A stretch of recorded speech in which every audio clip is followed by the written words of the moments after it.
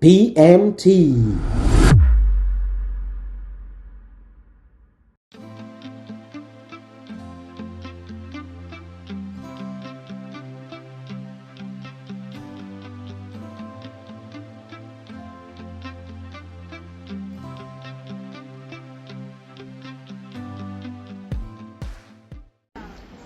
C'est sur ce site magnifique que nous nous retrouvons aujourd'hui pour votre émission Révèle-moi. Aujourd'hui, le thème du jour, la maturité spirituelle.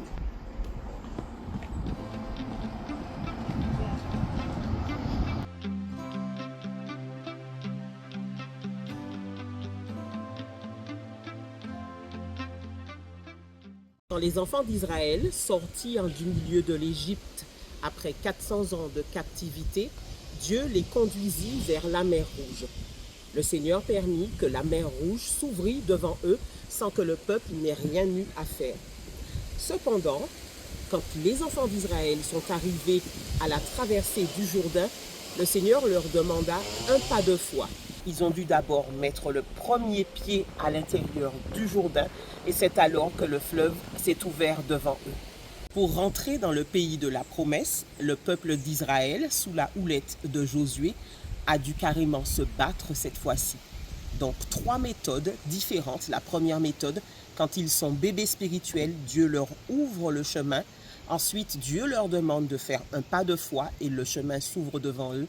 Et à la fin, Dieu leur demande simplement de se battre pour obtenir la promesse. Nous appelons cela la pédagogie de Dieu, celle qui nous amène à la maturité spirituelle. Bonjour Alain. Bonjour Sandra et bonjour à tous ceux qui nous suivent. Oui, alors je parlais tout à l'heure du concept de la pédagogie de Dieu à l'égard du peuple d'Israël. Est-ce que tu peux nous en dire un peu plus? Donc en fait, Dieu, dans sa méthode, a toujours des principes et des méthodes d'éducation qui est toujours progressive. C'est-à-dire que Dieu ne fait rien rapidement. Donc il prend son temps avec son peuple, il prend son temps pour les éduquer. Et à travers cela, il a à travers ce que tu expliquais tout à l'heure, appliqué une certaine progression dans sa volonté de diriger son peuple. Donc, à la sortie d'Égypte, on voit que Dieu agit à travers la mer Rouge. Il va ouvrir la mer Rouge, il va faire à bras étendus, il va ouvrir la mer Rouge et pour pouvoir permettre à son peuple de passer tranquillement. Et même si c'était très millimétré à travers les chars de Pharaon qui sortaient, qui partaient après eux, mais Dieu a permis à son peuple de se passer et sans être dérangé et déduit par le peuple d'élite, surtout d'Égypte. Donc on voit que cela, Dieu a agi. Deuxièmement, à la traversée du Jourdain, Dieu va faire quelque chose aussi d'extraordinaire, mais il va commencer à associer le peuple à lui. Donc il va lui dire, je suis avec vous, mais il faut que vous mettiez les premiers, la plante des pieds dans le Jourdain. Et il a dit que l'arche de l'Alliance était là qui représentait la présence de Dieu. Et on voit que Dieu était toujours avec ce peuple, et à la traversée du Jourdain, le peuple a traversé tranquillement. Donc le peuple était associé à la volonté de Dieu pour remporter cette victoire. La troisième fois, c'était que lorsque ils sont entrés dans le pays de Canaan, les Égyptiens, là ils ont dû se battre. Il a dit maintenant, il faut que vous vous mettiez au travail et que vous vous battiez, que vous disputiez cette position que vous avez acquise à travers toutes les expériences que je vous ai montrées auparavant. Donc vous allez y aller vous-même et je serai toujours avec vous. Donc là, il leur a donné des responsabilités. Tout à fait. Donc en fait, ils sont entrés en responsabilité à travers le passage de la terre promise. La terre promise, en fait, c'est quelque chose de personnel. C'est dans le point de bénédiction, c'est quelque chose de personnel. C'est quelque chose où nous le voulons, en fait. Voilà. Il faut vouloir la bénédiction pour aller la chercher. L'arracher des fois. L'arracher, c'est pourquoi la Bible dit, ce sont les violents qui s'emparent du royaume de Dieu. Et c'est exactement la même chose pour la manne. Exactement. Donc après la manne, donc il y a eu la manne, Dieu a dit, bon, tout est terminé, je vais vous donner à manger, maintenant ça va se terminer. Il faut que vous puissiez travailler pour pouvoir vous nourrir et vous débrouiller. Donc on voit ça dans Josué 5, verset 12. Pourquoi? Et ça s'est passé à la Pâque. Pourquoi la Pâque? Parce que la Pâque représente la délivrance. Lorsque le peuple sortit d'Égypte, ils ont été délivrés des Égyptiens avec le sang de l'agneau, qu'on a vu cette histoire auparavant. Donc on voit bien que c'est à la Pâque. Pourquoi? Parce que la Pâque, ça veut dire délivrance, ça veut dire liberté. Donc en fait, le peuple avait maintenant acquis une certaine liberté en Christ. Donc il pouvait maintenant travailler. Nous allons entamer maintenant notre première partie, les périodes de la croissance de l'homme spirituel. Alors, si on peut faire un parallèle, on dit que la croissance physique dépend de 3 facteurs différents. Les facteurs génétiques, notre socle, les facteurs nutritionnels, ce que l'on mange. Les 3e facteurs sont les facteurs environnementaux, ce sont les gens que nous côtoyons autour de nous. C'est exactement la même chose au niveau du monde spirituel. Premièrement, il nous faut un bon socle ou alors une bonne terre. D'ailleurs, nous trouvons ce texte-là dans Matthieu 13 au verset 8. Une autre partie tomba dans la bonne terre. Elle donna du fruit, un grain 100, un autre 60, un autre 30. Que celui qui a des oreilles pour entendre, entende. C'est ça. Donc d'abord, nous devons être une bonne terre. Ensuite, donc ça c'était les facteurs génétiques. Ensuite, au niveau des facteurs nutritionnels, Jésus nous dit « Je suis le pain de vie ». Il nous dit aussi « J'ai à manger une nourriture que vous ne connaissez pas ». Et il nous dit encore « L'homme spirituel », alors ça, c'est pas Jésus qui dit, c'est un petit verset modifié par Sandra. « L'homme spirituel ne vivra pas de pain, mais de toute parole qui vient de la bouche de Dieu ». Donc nous devons absolument nous entretenir par la parole, puisque c'est la parole qui est notre nourriture. Alors 2 paroles, la parole, notre nourriture, mais aussi l'obéissance à Dieu. Comme Jésus disait, j'ai à manger une autre nourriture que vous ne connaissez pas. C'était en fait l'obéissance, c'était en fait obéir à ce que Dieu demandait de faire. C'est-à-dire que, à partir du moment que nous commençons à obéir, à faire simplement sa volonté, eh bien, nous croissions. Notre vie spirituelle change, notre corps, notre être, notre homme nouveau devient quelque chose de plus fort, de plus solide, de plus consistant. C'est à travers toutes les nourritures que tu as développées dans la croissance des hommes de la manière physique, de la méthode spirituelle, c'est exactement la même chose. L'écoute de la parole, demeurer dans la parole, la mise en pratique des choses que Dieu nous demande de faire et surtout l'obéissance. C'est ça.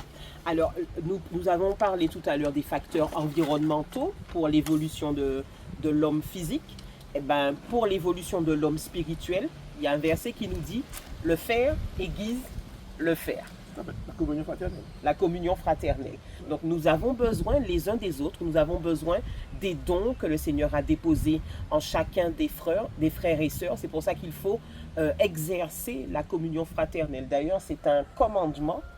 L'exercice de la communion fraternelle. Qui est nécessaire pour l'épanouissement spirituel, pour notre bien-être, se côtoyer l'un à l'autre à travers les témoignages. Les témoignages que nous entendons de notre frère nous sert également. Oui, témoignages. Ça permet de grandir spirituellement. C'est ça. Les exhortations aussi, des fois. Tout à fait. Parce que quand les Écritures disent que le fer aiguise le fer, moi je vois le fer, mais je vois aussi, quand on est frottés les uns aux autres, c'est comme les pierres de la rivière qui se frottent les unes aux autres et qui s'arrondissent. Ça nous évite d'être trop tranchants à certains moments. Donc le Seigneur permet que nous soyons frottés les uns aux autres pour que nous puissions aller de gloire en gloire. Être raboté en fait. Voilà. Être raboté, en fait, c'est l'image un petit peu de... Émondé. Voilà, émondé, mais c'est aussi l'image qu'on le dit souvent. C'est en fait l'arche de l'Alliance était construite avec du bois d'acacia. C'était pas du mahogany. Le mahogany avec deux passages au marbre, ça devient lisse. Mais le bois d'acacia, c'était un bois qui était dur avec beaucoup de nouques. Donc il fallait raboter et encore raboter ce bois pour qu'il puisse devenir lisse et pour pouvoir construire l'arche. C'est pourquoi en fait nous sommes considérés comme ce bois d'acacia qui nécessite un rabotage permanent pour pouvoir nous rendre parfaits. Voilà. D'où notre progression dans la croissance. On voit que la croissance est progressive parce qu'en fait c'est comme le bois d'acacia, il faut le lisser, le passer au marbre. Les menuisiers doivent connaître un petit peu le principe. Après couche. Couche après couche. Ils connaissent un petit peu ce principe de passer le bois au rabot pour pouvoir le rendre plus lisse. Et c'est pas du mahogany, le mahogany ou bien, je sais pas, un coup baril, ça va plus vite, c'est surtout un bois dur, mais le bois d'acacia, c'est un bois qui était relativement coriace, avec beaucoup de nouques. Donc voilà un petit peu le principe de la croissance, c'est être toujours la recherche permanente de la perfection. C'est ça. Quelles sont les périodes de la croissance spirituelle? Alors, comme au niveau de la croissance physique, on trouve plusieurs périodes au niveau de la croissance spirituelle. La première période, c'est la naissance dont parle Nicodème dans Jean 3, versets 7 et 8. Et c'est Jésus qui parle à Nicodème, le grand docteur de la loi. Il lui parle de cette croissance-là. Tout à fait. Il lui dit en fait ce que tout chrétien devrait savoir, tout chrétien né de nouveau, c'est-à-dire que si vous ne naissiez de nouveau, vous ne pouvez pas voir le royaume de Dieu. Et Nicodème qui lui dit, mais comment faut-il que je naisse et repasser par le sein de ma mère? Et Jésus lui répond que comment? Tu es docteur de la loi, tu ne sais pas ces choses. Donc c'était une naissance purement spirituelle. C'est ça. On voit bien qu'il y a une naissance physique, mais il y a aussi une naissance spirituelle. C'est-à-dire qu'on ne peut pas venir à Dieu sans passer par la nouvelle naissance, qu'on appelle la nouvelle naissance. Et c'est là où nous devenons des bébés spirituels. C'est ça. Donc c'est la naissance de l'esprit. Exact. Voilà. Nous sommes en connexion avec Dieu. Dieu nous met en connexion avec Dieu. Mais ça ne veut pas dire que nous sommes devenus des êtres spirituels. Non. On va prendre un verset qui nous dit cela dans 1 Corinthiens 3, verset 1. Pour moi, frère, ce n'est pas comme à des hommes spirituels que j'ai pu vous parler, mais comme à des hommes charnels, comme à des enfants en Christ. Donc on voit bien que les enfants en Christ nouveau-nés sont encore des êtres charnels. Ils ne sont pas encore dans la maturité spirituelle.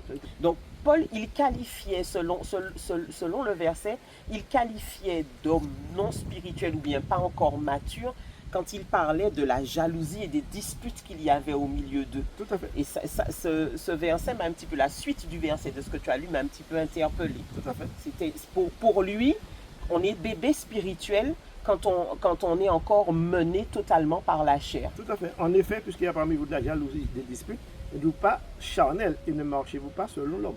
On voit bien qu'il y a une différence entre l'homme charnel et l'homme spirituel. Donc il y a des disputes, des querelles, peut-être des petites querelles pour rien du tout. Donc en fait, on voit que c'est encore du domaine du charnel. Tout à fait. En fait, nous n'avons pas acquis encore cette maturité, cette sagesse que Dieu attend de nous pour pouvoir en mettre, parce que ce sera très important tout à l'heure d'entendre ça, que la spiritualité, la vraie, celle de l'homme mature, produit beaucoup de fruits. D'accord? Tout à fait. Tout à fait. Alors maintenant, nous passons à l'autre période, la période de l'enfance et aussi la période de l'adolescence par rapport à la croissance spirituelle. Donc, nous nous sommes arrêtés sur l'histoire de Jésus à 12 ans dans le temple. Dans Luc 2 au verset 49, on peut lire vous m'avez cherché pourquoi? Vous ne savez pas donc que je dois être dans la maison de mon Père?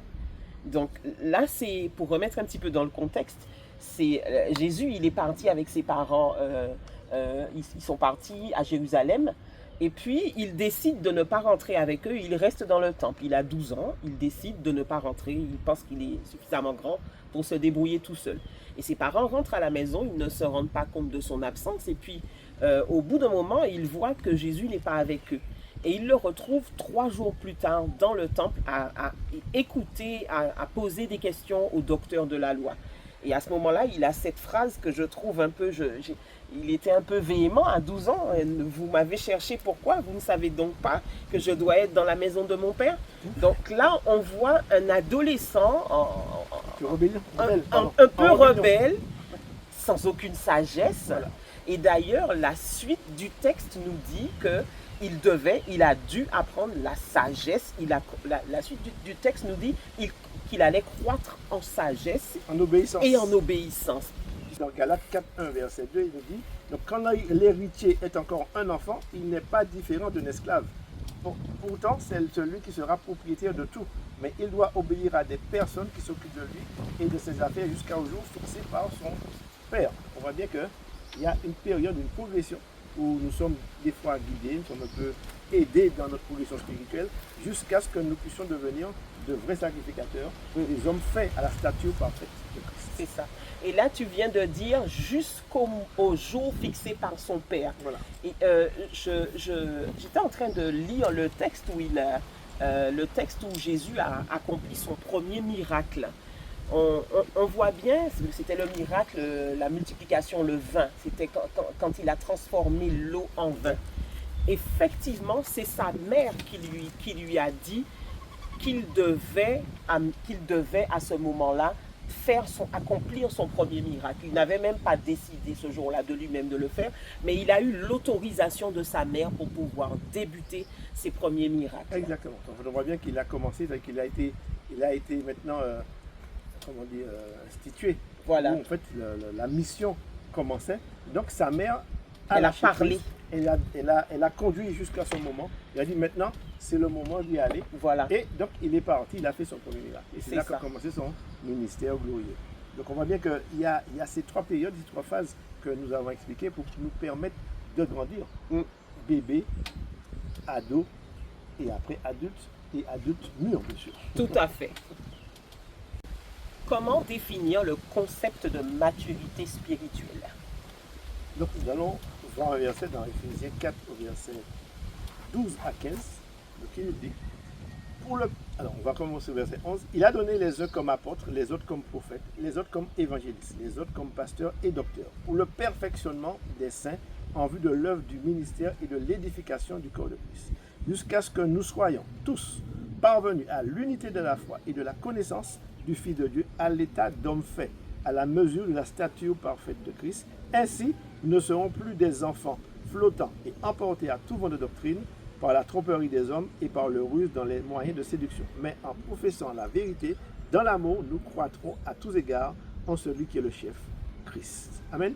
On va terminer chez vous. Donc on voit bien que la croissance, on voit bien que maintenant, il y a les pasteurs, les évangélistes, les docteurs qui nous enseignent. Et cet enseignement est nécessaire pour notre propre croissance, notre croissance spirituelle, pour que nous ne soyons pas emportés à tout vent de doctrine, parce que nous en avons beaucoup. Dans notre siècle, il y a beaucoup de doctrines, toutes sortes de doctrines, toutes sortes de messages qui estiment que Jésus n'est pas Dieu, qui estiment que Jésus n'a jamais été là, que c'est une supercherie. En fait, nous entendons beaucoup de choses, des fausses doctrines, et beaucoup de supercheries. Donc, nous avons besoin d'être solidement enracinés dans la foi, comme un arbre est enraciné dans la terre et dont il a besoin de cela pour vivre. Nous avons besoin d'être enracinés dans la terre pour ne pas être, au moins de cyclone, être ébranlés et tomber. Donc, l'édification est nécessaire pour que nous puissions professer une même foi. Tout à fait. Une même doctrine. C'est-à-dire que nous ayons une même connaissance du Fils de Dieu, que nous ayons une même volonté de le servir avec les mêmes sentiments. Et c'est ça qui permettra à chacun de nous de grandir spirituellement et d'être parfait. Un homme parfait, rempli de sagesse, rempli d'intelligence et qui nous permettra d'être en harmonie avec le Seigneur et l'Esprit de Dieu qui habite en nous. Tout à fait. Donc il nous faut vivre par l'Esprit. Voilà. Donc vivre par l'Esprit, ça permettra d'analyser, d'avoir à travers des situations, quelle que soit la situation, avoir une analyse fine, une analyse où nous n'allons pas répondre avec notre colère, avec des cris, par la chair. Donc, nous ne fonctionnons plus donc par la chair, mais nous sommes devenus des hommes faits, des hommes à la stature parfaite de Christ, avec une réflexion spirituelle. On voit bien que lorsque, comment il s'appelle, Pierre a coulé, il coulait, il est parti par la foi et il a douté. C'est ça. Donc il a été emporté par les éléments extérieurs. Donc on voit bien qu'il a été, il a coulé. C'est ça. Donc l'homme parfait voit les choses d'une autre manière. C'est-à-dire qu'il a cette notion de la spiritualité, il a la notion de sa relation avec Dieu surtout. Il sait que Dieu existe, il sait à qui il s'est donné, il sait comment vivre avec Christ et qui appeler au moment difficile. Il y en aura certainement, mais il sait qu'il peut faire confiance à Dieu. Donc il connaît sa position. Exact. Il connaît sa position en Christ, il est stable, il ne se laisse pas détourner par des exemples. Pour prendre l'exemple en fait des fruitiers chez vous, des fruits, certainement. Et lorsque les fruits ne sont pas arrivés à maturité, ils sont encore petits, ils tombent, donc ils sont irrécupérables. Donc on voit bien que nous ne soyons pas comme ces fruits qui tombent avant l'âge mature et que nous ne pouvons plus manger. Donc nous devons être capables aussi d'aider les autres, de pouvoir les secourir, de pouvoir permettre face à des réactions, face à l'adversité, d'être puissamment armés. Et cela montre notre maturité. Voilà. Donc si je reprends un petit peu ton exemple par rapport aux arbres fruitiers, pour qu'un fruit arrive à maturité, en fait le but de l'arbre, c'est de porter un fruit qui arrive à maturité et qui sera consommable. Tout à fait. Donc notre vie spirituelle doit pouvoir porter du fruit de la même manière et puis se reproduire par la suite. C'est Jean 15, vous lisez ça dans Jean 15. Tout ça qui n'est pas attaché au cep ne produit pas de fruit. Donc en fait c'est Jean 15, Jean 15 et c'est un message extraordinaire dans Jean 15 où c'est la manière de porter du fruit. Donc nous allons acquérir une stature. Voilà. C'est-à-dire que nous serons bien enracinés sous notre cep et nous pourrons porter du fruit et ce fruit pourra être consommé. Tout à fait. Donc il faut quand même de la détermination. Pour porter du fruit. Malgré les tempêtes, le vent, peu importe tout, il faut vraiment avoir une détermination pour pouvoir porter du fruit effectivement. Inébranlable. Inébranlable. Voilà. Comment atteindre la maturité spirituelle? Jean 3 au verset 30 nous dit « Il faut qu'il grandisse et que je diminue ».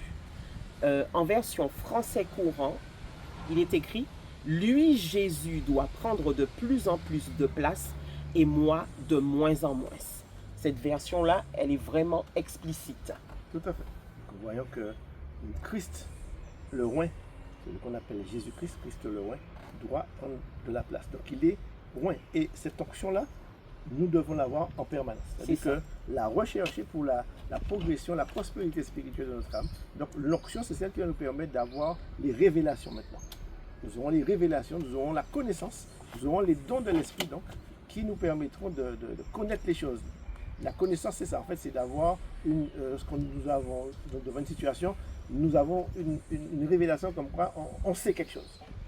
On ne sait pas pourquoi, mais ça devient une vérité inébranlable et on accomplit simplement cette volonté. C'est-à-dire qu'on met en place la parole de Dieu, on met en place ce que Dieu a décrit pour nous. Et c'est ça, être sous l'onction de l'Esprit. C'est ça. Et cette onction, Dieu nous l'a donnée. Alors, j'aime beaucoup ce verset, hein. Il faut qu'il grandisse et que je diminue. En fait, je vois ça en deux étapes. C'est comme s'il y avait un corps physique et puis un corps spirituel. Une vie physique et une vie spirituelle. Et la vie physique doit diminuer au détriment de la vie spirituelle. Et je pense que c'est ce que Jean voulait dire. Il voulait dire que Jésus devait prendre de plus en plus de place. Et lui, il devait laisser la place de plus en plus à Jésus. Donc la maturité spirituelle, c'est ça, hein, c'est s'élever de plus en plus loin jusqu'à la stature parfaite de Christ, comme nous disent les Écritures. Oui, on l'a expliqué très bien ça, en fait. C'est des vases communicants. Voilà. C'est-à-dire que nous laissons sortir la vieille nature, les vieux comportements et progresse la sagesse, progresse les comportements. Pour être rempli par autre chose. Rempli par autre chose. C'est ça. Donc, en fait, c'est ça un petit peu ce que Paul voulait expliquer. Et il expliquait ça parfaitement. Donc, nous croyons que cette croissance aussi s'obtient par ça. Tout à fait. Laisser Christ grandir en nous. Voilà. Alors, comment le faire? D'abord, par la parole. Tout à fait. Dans 1 Pierre 2 au verset 2, on nous dit, comme des bébés qui viennent de naître, désirez le lait de la parole de Dieu. C'est un lait sans mélange, alors en la buvant, vous grandirez et vous serez sauvés. Tout à fait. Donc par la parole, il nous faut absolument nous entretenir par la lecture quotidienne de la parole pour que nous puissions emmagasiner un certain nombre de versets. Je sais que le Saint-Esprit, à certains moments, quand on a emmagasiné un certain nombre de versets et puis qu'une situation se présente devant nous, il sera plus facile pour lui de faire remonter à notre esprit quelque chose sur laquelle nous avons déjà travaillé. Donc, là, il nous faut absolument mémoriser la parole pour que nous puissions, c'est comme la batterie d'un téléphone, hein, donc nous devons charger le téléphone à 100%, comme ça, le jour où il en a besoin, il récupère un peu de charge et puis il a de quoi fonctionner. Mais si nous ne faisons pas de charge, nous sommes vides, nous ne pourrons pas fonctionner au moment où nous en aurons besoin. Et dans toute vie, on a besoin de charge. Voilà, en fait, il faut que le chrétien puisse lire toute la Bible au moins une fois dans sa vie. Une fois, c'est-à-dire que les versets seront inscrits. Et au moment opportun, il en aura besoin. Et il y a des versets pour lesquels on a lu, on a trouvé ça un peu barbant, c'est en fait, lorsqu'on va lire la généalogie, enfant de ceci, enfant de cela, enfant de ceci, ça peut être un peu barbant, mais une fois qu'on a compris que Jésus est fils de Dieu, pourquoi il est Dieu et pourtant qu'il est roi? Parce qu'il était fils de roi qui s'appelle David. Donc après, est-ce qu'on aura compris ça? Donc on voit qu'il y a une utilité à cela, et que certains fils ne sont pas compris dans la généalogie, tel que Caïn n'est pas de la généalogie de Jésus. C'est ça. Donc on voit bien que d'où il sort, il y a un sens. Donc il y a un sens pour comprendre les événements futurs, comprendre pourquoi en fait nous souffrons tant ces temps-ci, pourquoi il y a beaucoup de confusion dans le monde, parce qu'on a expliqué dans le podcast précédent qu'il y avait les fils de Dieu et les fils du diable. Donc on voit bien que toutes ces choses, nous devrions les connaître, et c'est ça qui nous permettra de résister face à l'adversité. Tout à fait. Résister Il est écrit. Il est écrit. Donc il faut savoir que lorsque Jésus a été confronté justement à Satan en sortie du désert, il a simplement dit, il est écrit. Il fallait qu'il les mémorise, sinon il n'aurait pas pu se défendre. Tout à fait. Donc on voit bien que la Bible nous dit dans Jude 1 verset 20, vous édifiant vous-même sur votre très sainte foi en pratiquant en priant le Saint-Esprit. Pardon. Donc ça c'est le deuxième point, c'est la prière. La prière. Voilà. La prière, voilà. Donc effectivement la prière nous tient en communion permanente avec le Seigneur. Donc, et puis la Bible nous dit priez sans cesse. Sans cesse. Ne vous arrêtez pas de prier. Donc c'est la deuxième chose que nous devons mettre en place pour pouvoir atteindre la maturité spirituelle, c'est la prière. Et puis nous parlerons aussi de la prière en langue. Dans 1 Corinthiens 14 au verset 4, on dit que celui qui parle en langue se construit lui-même. Quand on parle de construction, on parle d'édification, on parle de bâtir quelque chose. Donc, si vous voulez bâtir votre être spirituel, c'est le conseil que nous pouvons donner, c'est de pratiquer régulièrement le parler en langue. D'accord. Même chez vous, vous pouvez le faire. Vous avez des gens qui n'aiment pas trop parler, mais en fait, chez vous, vous pouvez parler en langue, pratiquer le parler en langue qui vous permettra de vous édifier. Vous allez voir qu'il y a une puissance qui se dégage dans le parler en langue. Tout à fait. Et vous allez voir que des choses que vous ne comprenez pas, ce sera... vous allez peut-être avoir une révélation après. Nouvelle. Une révélation nouvelle. C'est une prière parfaite. Une prière, voilà. Donc c'est la prière. Et puis il y a aussi la communion fraternelle, comme on l'a déjà dit plus haut. La communion fraternelle, c'est-à-dire que la relation avec nos frères et sœurs, l'amour, le pardon, en fait des relations saines en fait, dont on parle dans l'environnement là maintenant. L'environnement c'est la communion fraternelle, l'amour fraternel, le partage aussi fraternel, les agapes. En fait tout ça nous permet l'édification de l'homme nouveau que nous sommes devenus. Tout à fait. Voilà. Donc la communion fraternelle dont tu parlais. Et puis aussi, il vous faut absolument rester attaché à Christ. Jean 15, verset 4 nous dit « Restez attachés à moi comme je reste attaché à vous. Une branche ne peut pas donner de fruits toute seule. » Donc nous sommes obligés de rester attachés à Christ pour pouvoir grandir en maturité spirituelle. Exactement. Donc en fait, tous ces écrits sont là pour notre édification. Ces écrits sont là pour nous permettre de devenir des hommes matures. Tout à fait. Et étant un être mature, donc on peut être consommé, on peut vivre. Dieu peut donc nous utiliser parfaitement pour l'édification de l'Église, pour la progression de sa volonté, pour faire croître tout à fait la parole à travers d'autres frères et sœurs. Alors tout à l'heure, tu parlais de la communion fraternelle. Dans la communion fraternelle, il y a aussi les dons qui sont donnés pour l'édification de l'Église. Exact. Souvent, on voit qu'il y a de la concurrence entre chrétiens, alors qu'il ne faudrait pas qu'il en soit ainsi, puisque l'un a reçu un don, l'autre a reçu un autre don, et tous les dons doivent fonctionner dans une parfaite complémentarité, puisqu'ils sont là pour l'édification commune, l'édification de l'Église. Et donc, celui qui a reçu le don de guérir les malades ne peut pas jalouser celui qui a reçu le don d'enseigner. Je n'en sais rien. En fait, il faut pouvoir se retrancher un peu en arrière et voir uniquement Christ. Parce qu'en fait, nous ne sommes pas au niveau des ministères pour pouvoir agir pour notre propre bon plaisir, mais nous sommes là pour accomplir la volonté de Dieu, la volonté parfaite de Dieu. Donc il faut véritablement que nous arrivions à nous accepter les uns les autres dans les différents dons qui nous ont été donnés. Ça passe par le pardon. Parce qu'en fait, souvent, si on veut être en conflit avec un frère ou une sœur, nous devons être en mesure, en tant que chrétiens, de se pardonner. C'est inéluctable. Et on ne peut pas mener une vie chrétienne victorieuse sans le partage, sans le pardon, sans en fait aimer notre prochain comme nous-mêmes. Tout à fait. C'est fondamental, ça. Tout à fait, tout à fait. Alors, encore une étape que je crois que l'homme affectionne particulièrement dans sa vie et qui, malheureusement pour nous, nous permet de grandir, ce sont les épreuves, n'est-ce pas, Alain? Tout à fait, c'est les épreuves à travers la maladie, à travers des conflits, à travers toutes de souffrances, manque d'argent, tout ce qu'on peut rencontrer comme difficultés relationnelles également. Alors, je vais mettre un petit bémol par rapport à la maladie. Parce que moi, je me suis toujours posé une question. Est-ce que véritablement Dieu nous éprouve par la maladie. Et là, je mets des gros guillemets, d'énormes guillemets. Je me dis, Jésus est venu sur terre, il a passé tout son service à guérir les malades. Et ce serait un peu bizarre que Dieu envoie des choses contradictoires. Si Dieu envoyait la maladie pour nous éprouver, pourquoi est-ce que Jésus, en étant sur terre, a guéri? Il ne faisait que ça, guérir les malades, chasser les démons.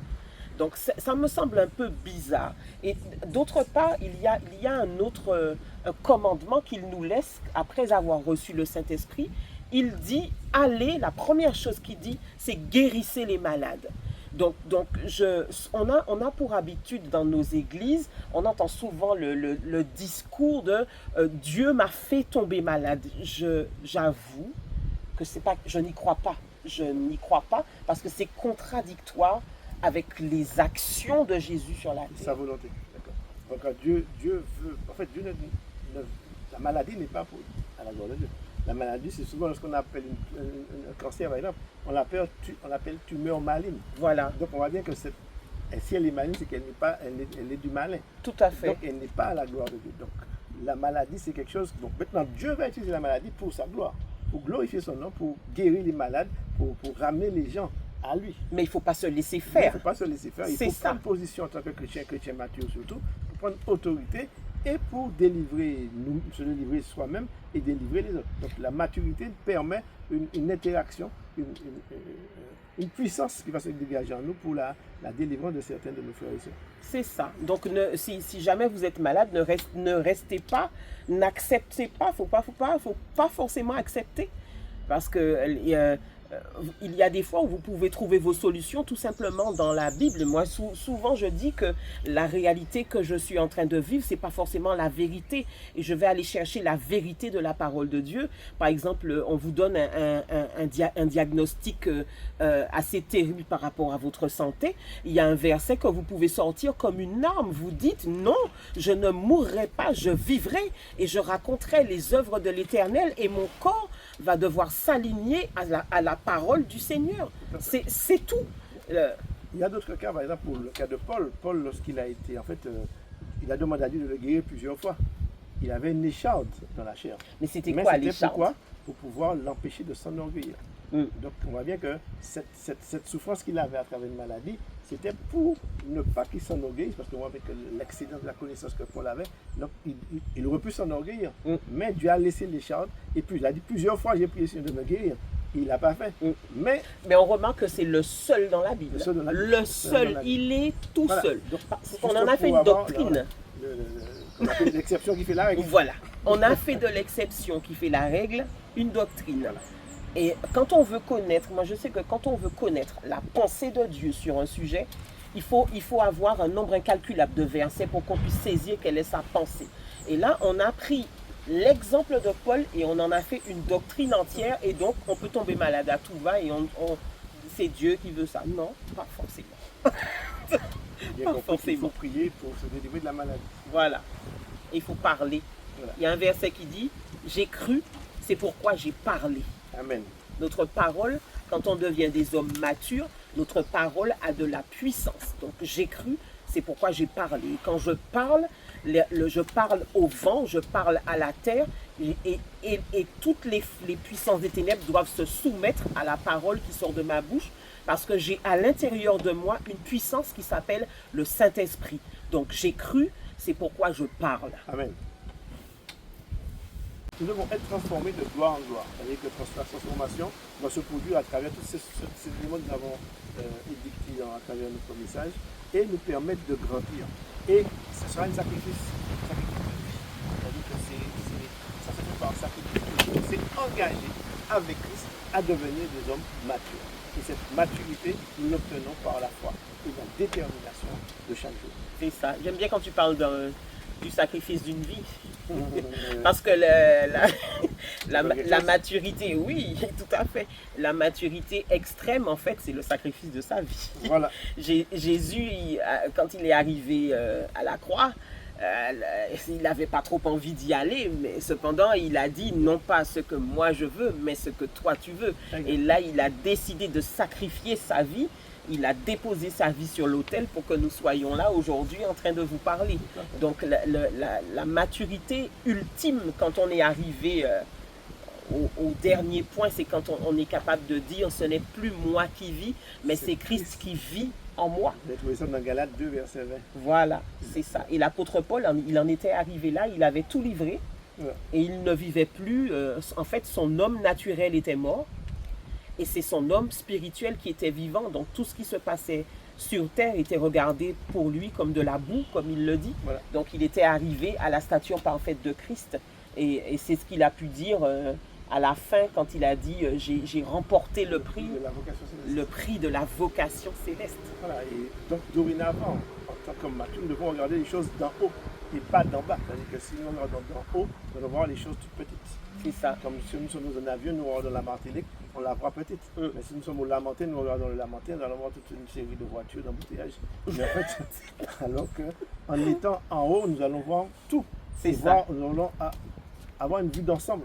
C'est ça. Qui nous permettra de discerner là où nous devrions aller, là où nous ne devrions pas aller. Et c'est ça la conduite par l'esprit. C'est ça. Qui va nous permettre d'être conduits d'en haut. Voilà. Et puis après, nous irons rejoindre le Seigneur une fois que toute cette œuvre sera terminée dans notre vie. Alléluia. Et à ce moment-là, il n'y aura plus l'ennemi en face de nous. Nous serons totalement libérés. N'est-ce pas? N'est-ce pas? C'est ici que se termine, oui. Libre, m'a libéré. Libre, moins libéré. C'est ici que se termine cette vidéo. Nous vous remercions de l'avoir suivi jusqu'au bout. Et puis, nous vous bénissons et nous vous disons à la semaine prochaine. Amen. Soyez bénis. Ciao.